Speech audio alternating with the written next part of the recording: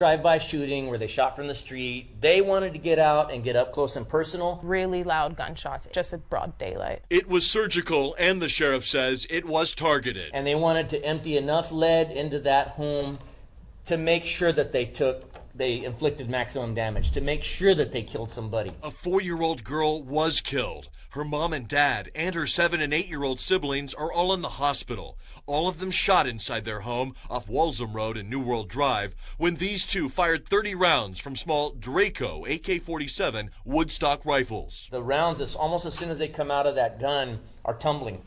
And so when they hit flat. It's a devastating wound that makes. So you can imagine that coming in contact with a little girl, 4 years old. Here's how a neighbor who asked not to be identified described the scene. After the gunshots, we just immediately just started hearing screaming. I initially just got really scared because I know that area just has a bunch of little kids. Now here's a closer look at the getaway car, what investigators believe to be a dark gray Infiniti Q50. The sheriff wants as many people as possible to see these pictures and videos. It's just something that we can't allow to happen anywhere, to anyone, much less a 4-year-old child that had nothing to do with anything. As for the surviving victims, they're still in the hospital, but at last check, the sheriff says their condition is improving.